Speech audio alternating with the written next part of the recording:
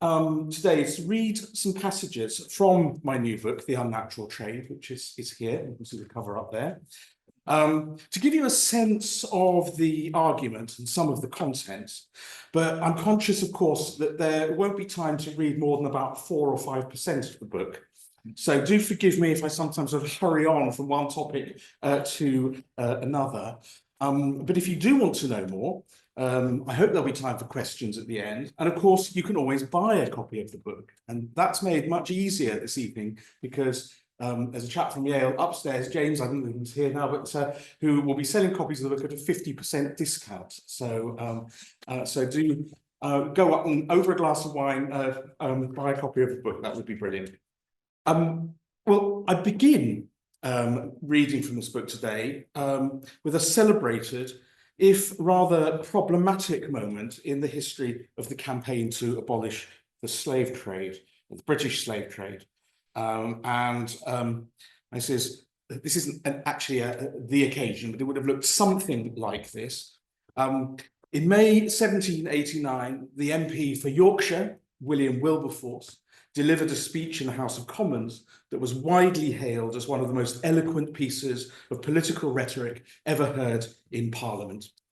His topic was the slave trade, which he urged Parliament to outlaw with immediate effect. From Britain to Africa to the Caribbean, he argued, the slave trade had had the consequence of carrying misery, devastation, and ruin wherever its baneful influence has extended. He could not, he told Parliament, help distrusting the arguments of those who insisted that the plundering of Africa was necessary for the cultivation of the West Indies. I could not believe that the same being who forbids rapine and bloodshed had made rapine and bloodshed necessary to the well-being of any part of his universe. For Wilberforce, and many others in the 18th century, the natural world was synonymous with God's creation, and the law of God was also the law of nature. The slave trade, which unambiguously contravenes the biblical commandments that outlawed theft and murder, ran contrary to nature, whose law must be consistent across God's universe. Parliament had therefore a moral imperative to harmonise statute law with natural law and abolish the trade. And this, he argued, would restore the natural balance of nations. The slave trade has necessarily a tendency, he argued, to encourage acts of oppression, violence, and fraud, and to obstruct the natural course of civilization and improvement in Africa. These improvements, he reasoned, would arise naturally from the resources of the African environment and the productivity of its land, although he didn't use precisely those terms. The continent of Africa, he noted, furnishes several valuable articles of commerce, highly important to the trade and manufactures of this kingdom, and which are in great measure peculiar to that quarter of the globe. And the soil and climate have been found by experience well adapted to the production of other articles. Abolishing the unnatural slave trade and replacing it with a trade in Africa's natural resources based on true commercial principles, as he called it, would not only make reparation to Africa so far as we can, but might reasonably be expected to promote the progress of civilization and improvement on that continent. And I think it's there's lots of problematic things about that speech, but it's also interesting to notice that the word reparation is used in 1789 in Parliament. Now, Wilberforce's sense that the slave trade impeded the natural course of commerce and development in Africa was widely shared in the debate about the slave trade that convulsed British politics between 1787 and 1793, when it was pretty much the main kind of political debate of the day for a few years.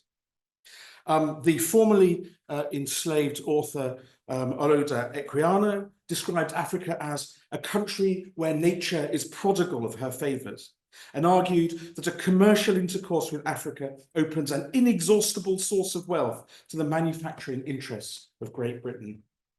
The leading abolitionist Thomas Clarkson carried around a large chest crammed with samples of African natural and manufactured goods to local abolitionist meetings to demonstrate not only the diversity and sophistication of African cultures, but also what free and fair trade with Africa might look like. And that chest still survives. You can see it at the Wisbech Museum in Cambridgeshire, which is where he's from.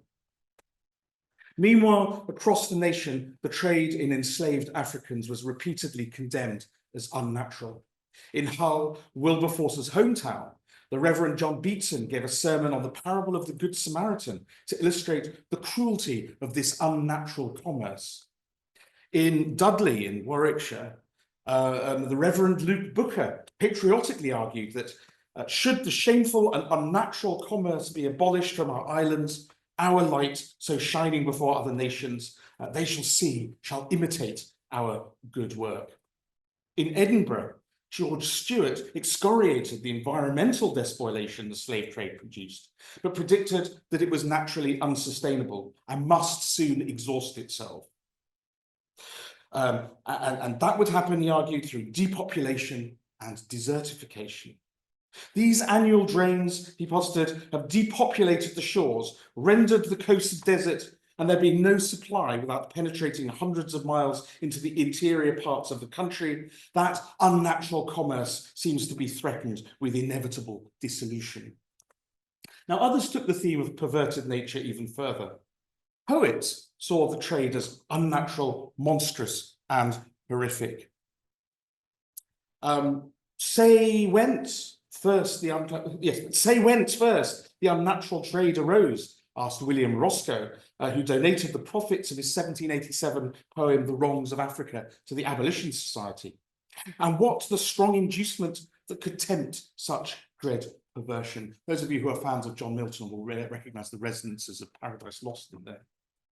Hannah More asked, what wrongs, what injuries does oppression plead to smooth the horror of the unnatural deed? And she didn't find any. Instead, she recommended fair trade in Africa's natural resources. Gold better gained by what their ripening sky, their fertile fields, their arts and minds supply. And alongside poets, pamphleteers proclaimed resistance to slavery as a natural consequence of its horrific nature. So in 1791, on hearing news of the revolution of the enslaved population of Santo Domingo, which is now Haiti, Percival Stockdale exclaimed, the cries, therefore, of the Africans against their tyrants is the voice, their revenge is the act of nature. Even those who thought that more gradual abolition would be safer than revolutionary change saw the situation as a perversion of the natural order. Let servitude be abolished, proclaimed Joseph Priestley, and leave it to the ingenuity and industry of our countrymen to find a substitute for it. When things are brought into a complex and unnatural state, it is not easy to revert to that which is proper and natural, but in time it will be done. So whether as impulsive radicals or as cautious reformers, as politicians or as poets, abolitionists of the late 18th century agreed that the slave trade was unnatural. Now, of course, this was not their only objection. The slave trade was manifestly cruel. It was sinful and it promoted sinfulness. It was unjust and contrary to British notions of liberty. These were all the sorts of arguments that abolitionists were making. But the notion that the slave trade and slavery itself were dread perversions of nature have also become a consistent feature of anti-slavery discourse by the late 18th century, both as a line of reasoning and as a figure of speech. So in the unnatural trade, I ask, therefore, how and why the British slave trade and British colonial slavery came to be understood as unnatural. And I show that from the 17th century onwards, environmental writers, broadly defined, so it includes agricultural writers as well as naturalists, but also travellers and other people who are observing what to them are novel environments. All of these people amassed between them an archive of representations of plantation slavery and the slave trade that late 18th century abolitionists could and did draw on as evidence for their cause. Now, many of these earlier writers had represented slavery as a natural element of African society, now naturalized to the New World. And this was the position against which abolitionists recoiled. And in the book, it's divided into two parts. Part one shows how this archive was created over a century or so, and part two, how it was appropriated and deployed by British abolitionist writers in the last part of the 18th century. Well, plantation slavery and the slave trade that facilitated it were the most egregious of the many abuses that imperialists foisted on their unwilling colonies, but they were part of the wider colonial project. In this book, I see empire as the attempt not only to rob nations of their natural and human resources, but also to impose and enforce alien relationships with ecosystems, to introduce both organisms and forms of land management that are at odds with natural or local habitats. And this combination of imposed cultural attitudes with introduced environmental practices, I call an unnatural empire, of which the unnatural trade was only one part. And the many authors I examine in the book all contributed to the growth of this empire. Some, like the planters Richard Ligon and Samuel Martin, quite literally imposed an unnatural empire with their bare hands, planting, hoeing and harvesting introduced sugar and other crops in Britain's newly acquired Caribbean colonies. Others, like scientists Sloane and Griffith Hughes, extended its boundaries by adding to its store of botanical, zoological and geological knowledge. This unnatural empire was merely in its infancy by the start of the 19th century.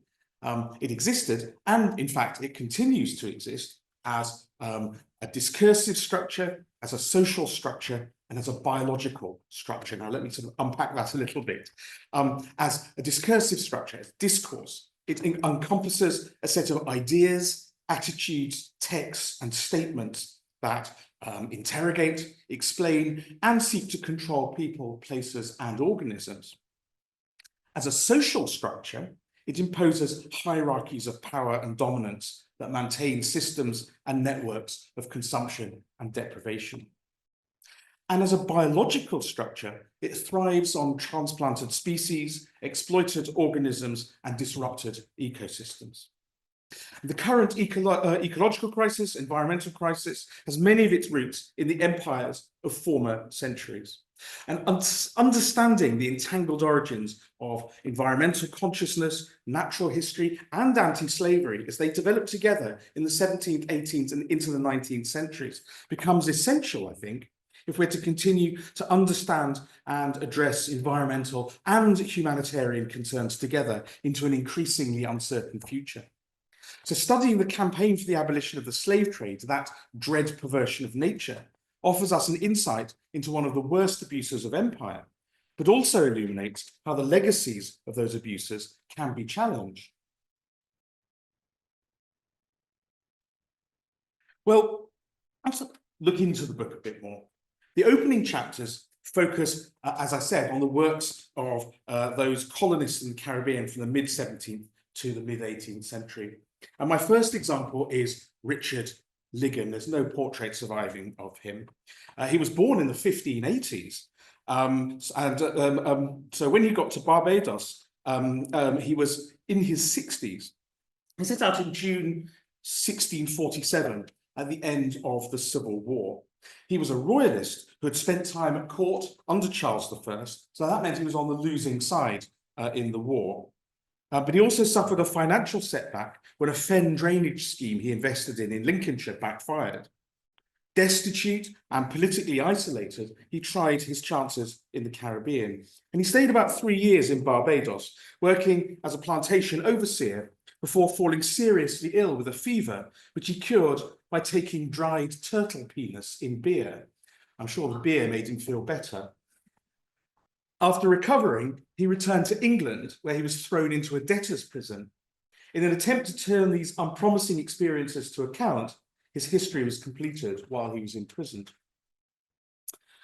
The book describes the moment when planters introduced the sugarcane to Barbados. So it's a unique and important document of the most significant environmental transformation in the island's history. And we can, well, so thinking about it in modern terms, what he was witnessing was the sort of first example of the widespread clearance of tropical rainforest to bring in an introduced crop, which is worked by exploited labour for the benefit of transnational agribusiness. Those are not terms he would have used, but that's what he was witnessing in the 1650s. We should also notice that when he uses the word history in the title, he means it in the sense of the natural history of the Roman author Pliny, whose book Naturalis Historia is really more like an encyclopedia or compendium of facts about the world. Ligon describes the island's past, but mostly he is concerned with its flora, fauna, agriculture, and society, of both the island's free and unfree population. And it's significant, I think, that the first substantial discussion of British colonial slavery takes place in what is also the first substantial natural history of a British Caribbean colony. But what makes the book interesting to me is its contradictions. Ligon's support for the fledgling Barbadian sugar industry on the one hand, and his ambivalent attitudes towards slavery on the other, create moments of uncertainty and reflection that influence later writers who more explicitly represented slavery as unnatural. Now, the key to Ligon is that he thinks holistically, both about people and about the natural world. And in fact, we might think about him as proto-ecological in his thinking. Of course, it's well before the science of ecology, but he's still thinking in terms that are sort of intuitively ecological. When he first arrives in Barbados, for example, what strikes him is the rainforest on the south coast, which has mostly been cut down now. Mostly just hotels and things along there now, but he observed that the high, large, and lofty trees, with their spreading branches and flourishing tops, seemed to be beholding to the earth and roots that gave them such plenty of sap for their nourishment, as to grow to that perfection of beauty and largeness. Now, in turn, the trees, in gratitude, he says, return their cool shade to secure and shelter them from the sun's heat, which without it would scorch and dry away, so that bounty and goodness in the one and gratefulness in the other serve to make up this beauty, which otherwise would lie empty and waste. Well, the early modern language perhaps makes it sound a bit odd, not the sort of scientific language we'd be used to listening to today. But nevertheless, this is a sophisticated account of a self-regulating system made up of interrelating biotic and abiotic elements, and it depicts an ecosystem in all but name. He recognizes that water and nutrients are supplied by the soil, heat and light supplied by the sun, but he also understands that this is a system in equilibrium and that tipping the scales will destroy the balance that maintains the whole. Removing the soil's sap will kill the trees. On the other hand, killing the trees would dry up the sap. Trees and sap are mutually dependent. Now, this is important because Ligon thinks in similar ways about human societies. Just as the trees gratefully offer their shade to the nourishing earth, so the people of a harmonious state should offer grateful obedience to the rulers who generously protect them. And this is early modern politics, remember, might not be ours. He says that truly these vegetatives, meaning these plants, may teach both the sensible and reasonable creatures, sensible creatures are animals, reasonable creatures, us, what it is that makes up wealth, beauty, and all harmony in that Leviathan, a well-governed commonwealth, where the mighty men and rulers of the earth, by their prudent and careful protection, secure them from harms, whilst they retribute their pains and faithful obedience to serve them in all just commands. And both these interchangeably and mutually in love, which is the cord that binds up all in perfect harmony. And where these are wanting, the roots dry and the leaves fall away, and a general decay and devastation ensues. Witness the woeful experience of these sad times we live in. Well, the sad times is the Civil War, which had just finished a few years earlier. But in Barbados, Ligon witnesses British colonists enslaving both African and Native American people. And this does not fit easily with his conception of a harmonious state based in mutual respect and obligation. He records a number of conversations he has had with enslaved people, in which he thinks they have been treated really unfairly. In one case, he's playing his theorbo. This is a kind of giant lute that he'd taken the trouble to bring all the way from England to Barbados. This leads him into a discussion about music with an enslaved young African man who was clearly a musician himself. And he talks about how this young man starts making sort of African instruments. There's a long passage, I can't read it all.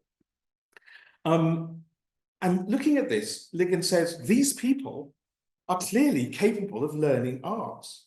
Now, the young man asks to be baptized, and so Ligon goes to the overseer of the plantation to ask for this to be granted, but it's refused. And Ligon is dumbfounded that the young man is, as he puts it, kept out of the church, as ingenious, as honest, and as good a natured poor soul as ever wore black or ate green. I have to say, wearing black is obvious. That means, you know, a priestly garb. I have no idea what he means by as good-natured soul as ever ate green. If you know what that means, please afterwards come and tell me, because I can't figure it out. But the most famous story of all of Ligon's is that of a young Native American woman called Yarrico, who saves a young European man from an ambush, falls in love with him, and became his lover. And this takes place on the sort of mainland of North America. But the youth, Ligon says, when he came ashore in Barbados, forgot the kindness of the poor maid that had ventured her life for his safety and sold her for a slave who was as free-born as he. And so poor Yarrico, for her love, lost her liberty.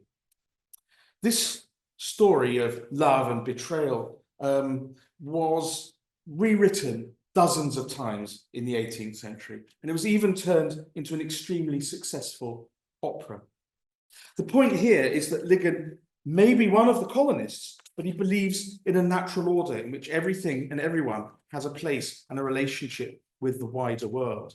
Slavery for him is a disruption of the natural order, and although he accepts it as a reality, he is always uneasy about it. And of course, I give lots of other examples in the booklet there, not time for just now. But that uneasiness was not always evident during the next century.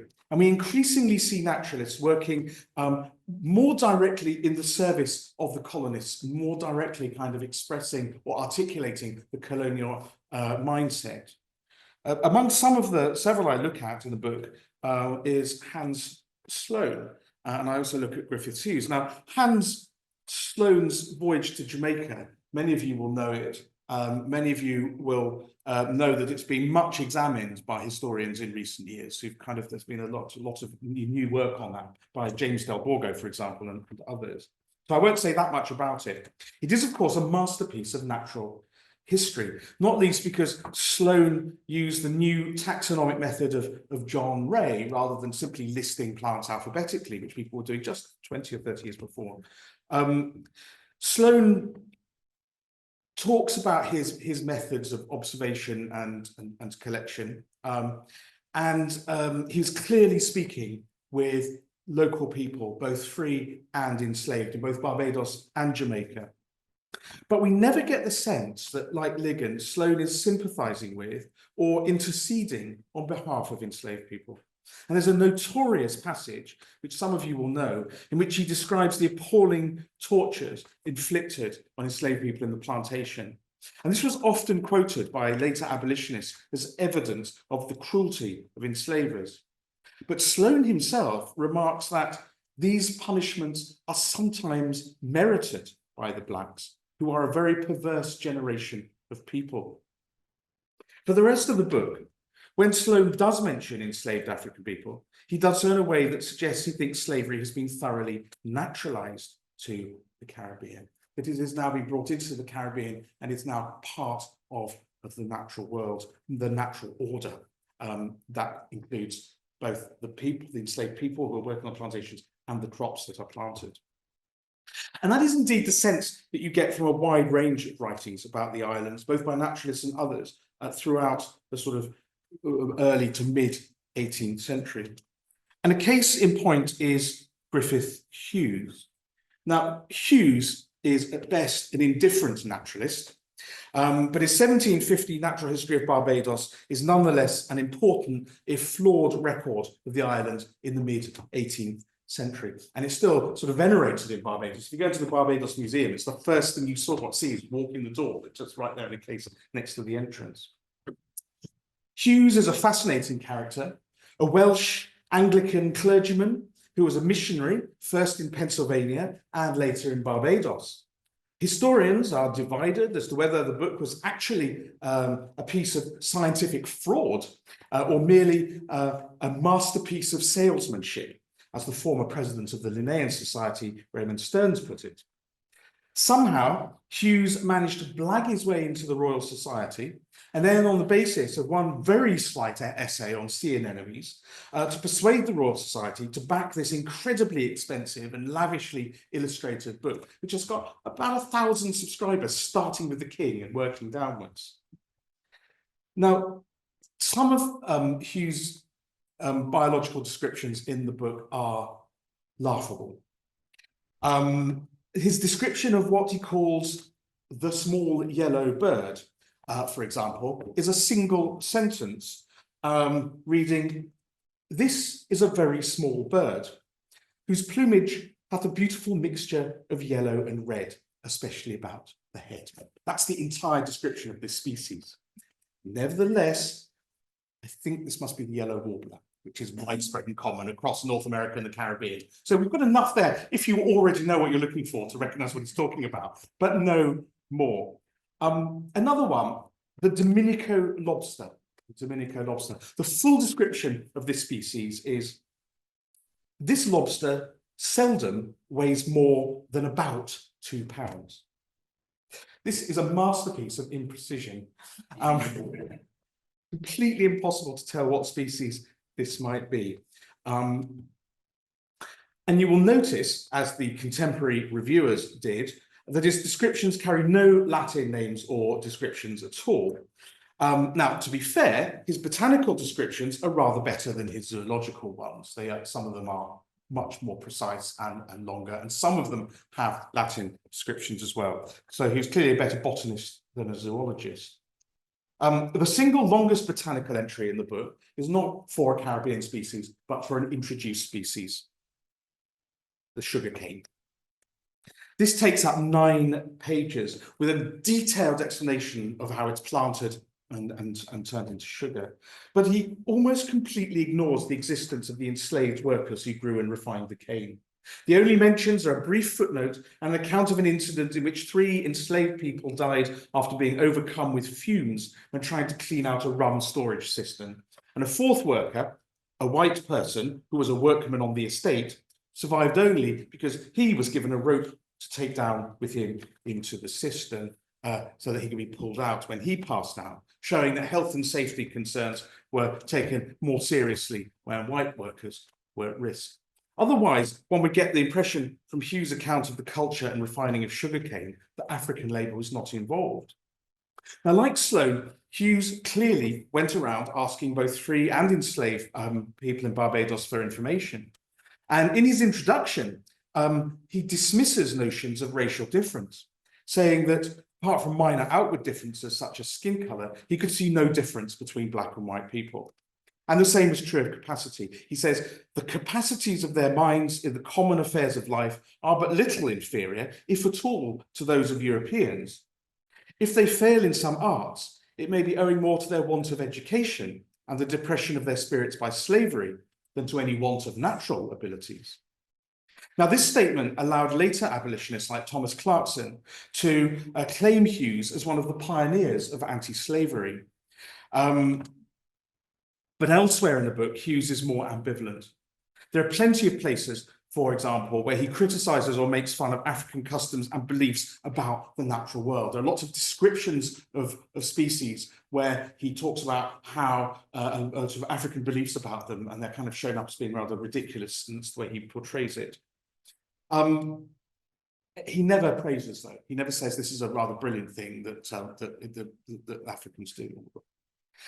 And he seems to accept that slavery is an unfortunate but inescapable part of the natural order, now fully naturalized in the Caribbean. And this is pretty much what most naturalists are doing at this time.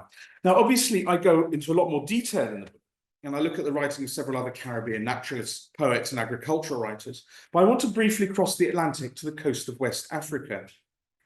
Europeans have been trading and raiding in West Africa for centuries, but it's fair to say that knowledge was not what they were mainly after. At first, they came from the lucrative commodities of gold dust and elephant's teeth, or ivory as we call it, and their visits were almost entirely confined to the coast and navigable rivers. Increasingly, however, Europeans came to Africa for its people rather than its produce. Scientific inquiry, where it occurred at all, was a sideline rather than a primary purpose. Nevertheless, a surprising number of European slave traders began to publish accounts of their voyages, which brought together ethnographic, topographical, and biological information, and many of these voyages were anthologized.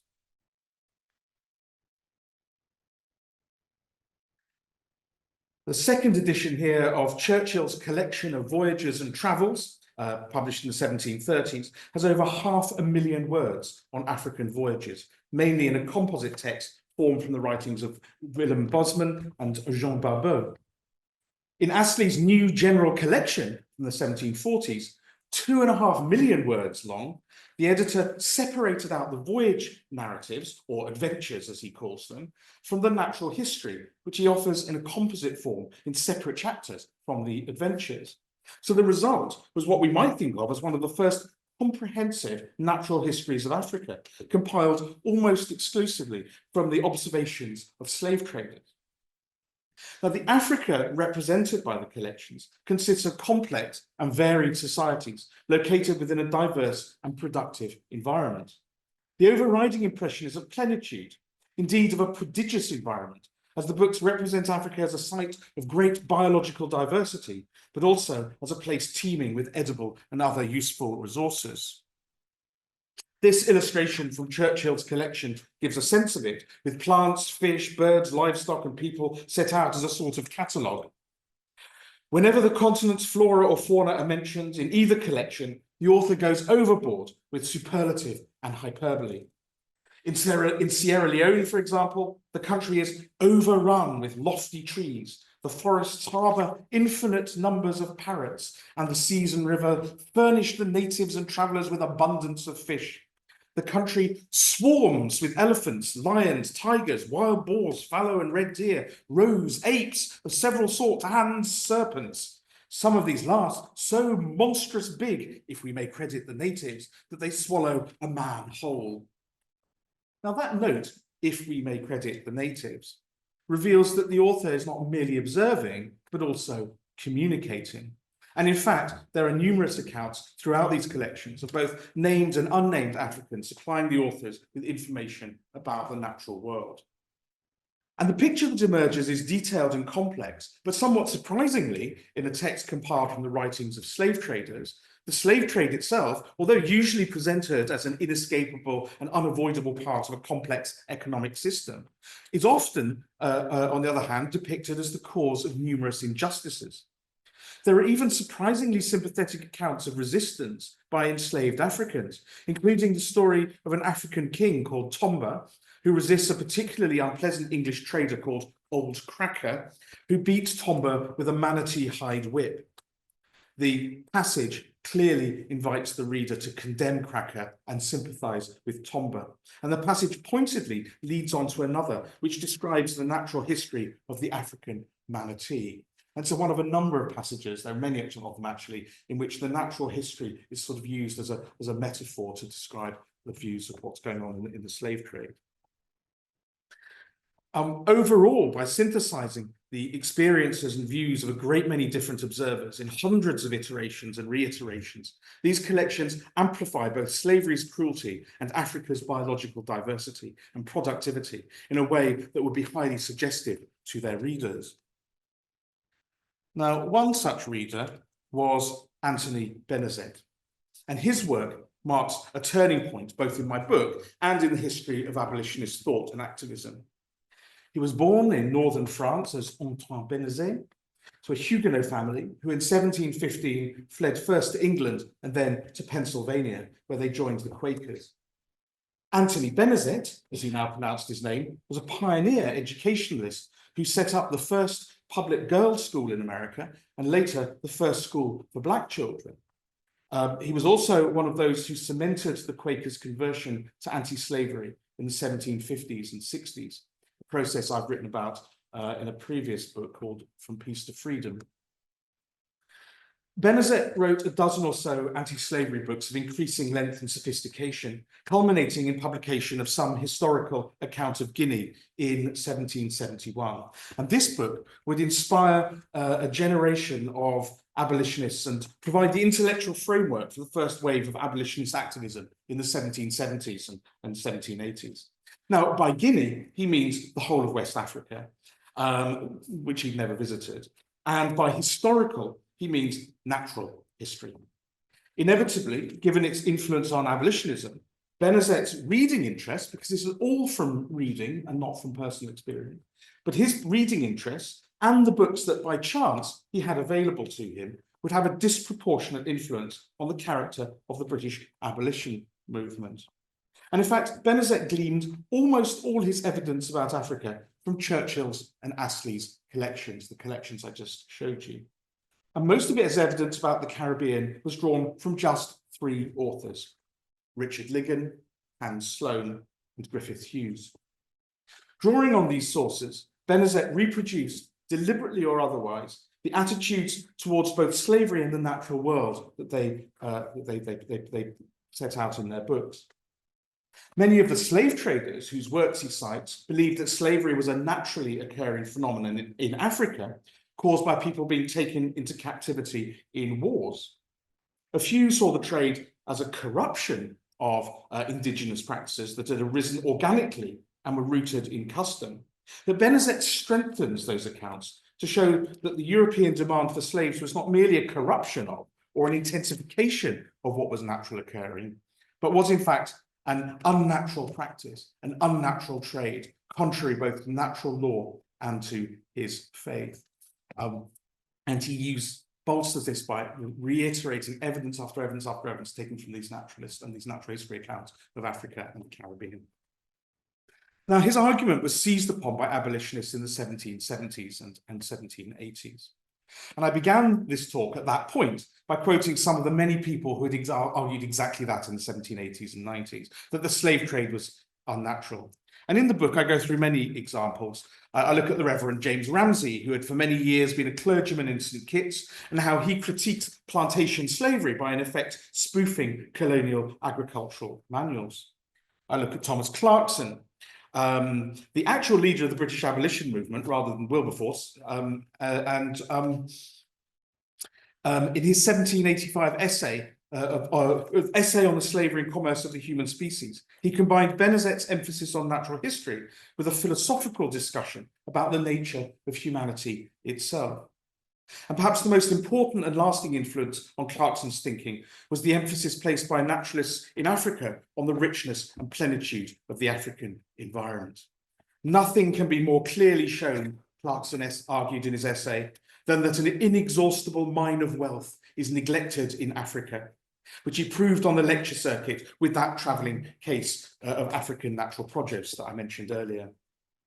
And I look at Olaudah Equiano, the African and former slave, who in his autobiography, The Interesting Narrative, describes the environments of his childhood and the very different environments in which he found himself enslaved, and which he was able, and the environments in which he was able to seize his own freedom. Equiano also builds on Benezet, and through him, natural history accounts of both Africa and the Caribbean, and we know that because he footnotes it. But he also adds the dimension of personal testimony. And finally, I look at some of the poets of the period. There's a whole chapter on that, which I'm really going to just pass over now, and the ways in which they incorporated the same body of literature into what we would today call protest poetry. It was the Liverpool poet William Roscoe who supplied the title for this book when he asked, "But say whence first the unnatural trade arose."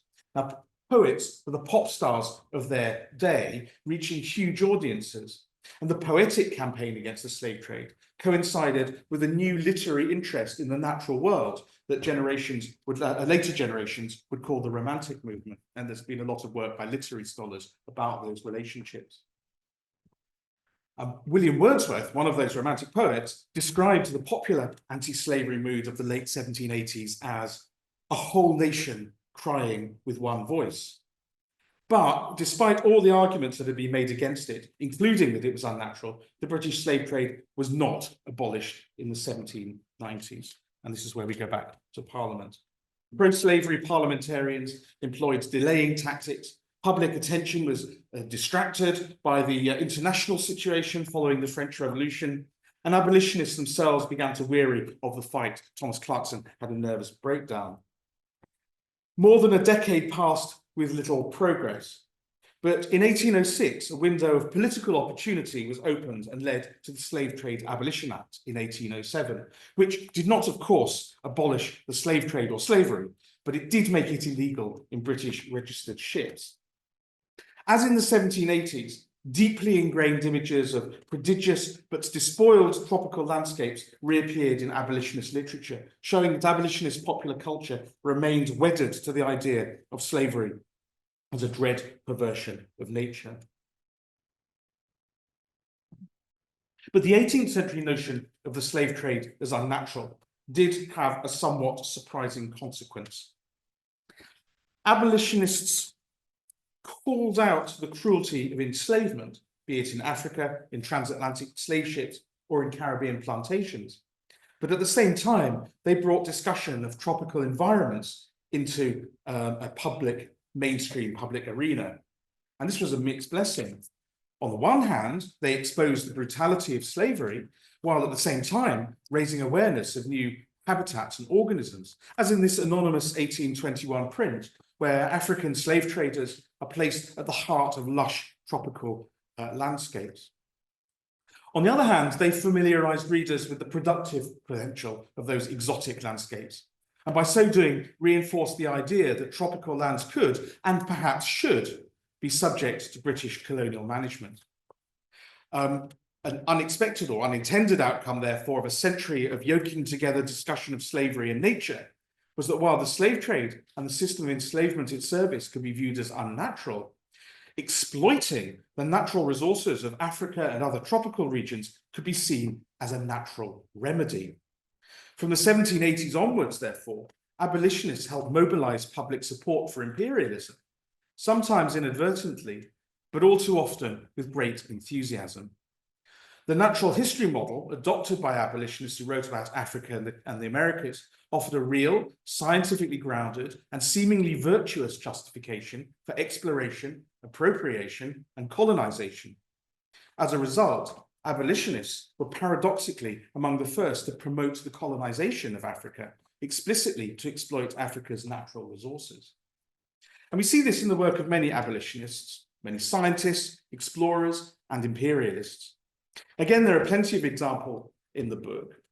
I pick on one, perhaps the best known is Joseph Banks, who was an enthusiastic advocate for British colonialism, who actively supported the African Association, which from the 1780s promoted exploration and discovery in Africa. And of course, he's probably better known for his exploration in the Pacific, of course, but it's also this work with the African Association. This association was to some extent welcomed by abolitionists, who felt that greater knowledge of Africa and its people, coupled with free trade, would tend to diminish the importance of the slave trade. But Banks often operated in the opposite direction. For example, he'd been instrumental in persuading the government to send out an expedition to the Pacific to gather breadfruit, which at the time was a legendary sort of tree, which it was thought could be cultivated in the West Indies as a cheap and reliable food for the enslaved population. Now, the voyage, as you probably all know, did not end well. His choice of William Bligh to command HMS Bounty led to one of the most famous maritime incidents of the 18th century. But the mutiny notwithstanding, the voyage was a clear attempt by one of the most celebrated naturalists of the age to find a way to sustain rather than to undermine plantation slavery. Now, a second voyage was more successful, and by 1793, breadfruit had been introduced to the Caribbean, where it remains on menus to this day. The breadfruit episode is one of the clearest efforts to unnaturally sustain an unnatural empire, in which a naturalist leads an expedition or promotes an expedition to introduce an exotic crop into a colonized island to support an enslaved population that labours to grow another exotic introduced crop for the benefit of metropolitan investors. But perhaps the most egregious example is Carl Bernhard Wadström, who perhaps few of you may have heard of. He was a disciple of the Swedish mystic Emanuel Swedenborg, who in 1787 to 88, this is Wadström in 1787, participated in a surveying voyage to Africa on behalf of the Swedish government. Wadström aimed to establish a supposedly enlightened colony in West Africa to trade with Africa on equal terms. Now, on the voyage, he witnessed firsthand the brutality of the slave trade and freed and adopted an enslaved boy called Peter Panner, who you can see here. He became a celebrated abolitionist in Great Britain, giving evidence before Parliament on the strength of his observations on the slave trade, published in London in 1789. In the opening three sections, Wadström offers compelling first-hand accounts of the war and pillage that the slave trade caused in Africa. The fourth section is a somewhat sketchy natural history of the coast, covering climate, soils, animals, plants, and minerals, with an emphasis on those species likely to be useful to Europeans. He advocates an end to the slave trade by growing cash crops in Africa instead of America. Like Benezet and Clarkson, he emphasizes the prodigality of the African environment, noting that, he says, sugar canes grow wild in many places, which with a little cultivation might be rendered extremely valuable and productive. The same may be said of the tobacco plant. Several species of cotton are also spontaneously produced by this excellent soil. All three species or plants I mentioned are economically important, but while the cotton may be found in some sort of semi-arid regions of West Africa, the other two are definitely introductions. I've got about 2 minutes. Sorry. A fourth plant he mentions, indigo, is introduced as an extended metaphor for African people taken into slavery and transplanted across the Atlantic. Indigo of different kinds also grows wild and in such quantities as to be a very troublesome weed in the rice and millet fields.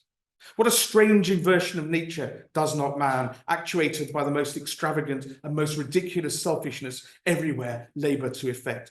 What necessity is there for exiling this plant from the soil and climate which nature has assigned it in order to transplant it into a country, the Caribbean, where it is far from thriving so well as in its native place and where it fails every third or fourth year? So he's arguing that since people nor indigo plants thrive after transportation, they should be allowed to flourish in their native soil. Now, there is some unintended irony in this, since indigo is a cosmopolitan plant that may be native to Asia, not Africa. But Wadström echoes commonplace abolitionist sentiment when he calls this a strange inversion of nature that is stimulated by European avarice. Despite this, he does not actually advocate abandoning the luxuries of sugar, tobacco, cotton, and indigo. Rather, he explicitly calls for colonization in an extraordinary and really problematic passage, which is the last quotation of this talk.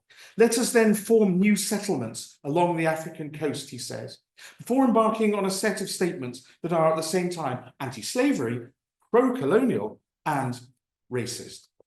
He says, let us give to this weak, timid, and ignorant people a masculine and courageous education.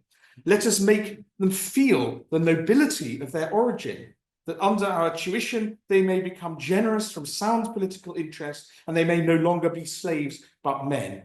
Let us for our own part freely assist them in tilling the fine country they inhabit. Let us prove to those innumerable multitudes of men by the force of example that they possess the most fertile soil. Let us also, by example, teach them no longer to suffer themselves to be torn from their native shores. Let us teach them to shake off the irons and to revenge themselves on the blind tyrants who shackle them. Well, this extraordinary passage explicitly advocates the European colonization of Africa, denigrates Africans as weak and ignorant, appears to hold them responsible for their own enslavement at the hand of Europeans, and charges Europeans with the burden of educating and civilizing in Africa. But it comes at the end of a book in which African produce and African soils have been the center of attention, and which couched its colonial ambitions in the language of exploration and scientific investigation. Its colonial ambitions are underpinned by 2 centuries of work by colonial naturalists. Now, Wadström was an extreme case. But abolitionist writers of the late 18th century certainly did bequeath a mixed legacy. They made good use of the evidence about slavery they found in natural histories to expose the corrupt and brutal reality of the European enslavement of millions of Africans. The slave trade, repeatedly decried as an unnatural business that perverted the laws of nature, was by their efforts made illegal, although resistance by enslaved people and probably some hard economic realities also played an important part. The scientific colonial gaze sought not only to understand, however, but also to control. While abolitionist writers were on the face of it sincere in wanting to set men and women free, they also believed implicitly that British ways of understanding, cataloguing, and finally exploiting the natural world were the best available, whether at home or abroad. And in this way, colonial natural history, as mediated through abolitionist discourse, would in time give British readers the very best of reasons for supporting one of the very worst of projects in human history. Thank you.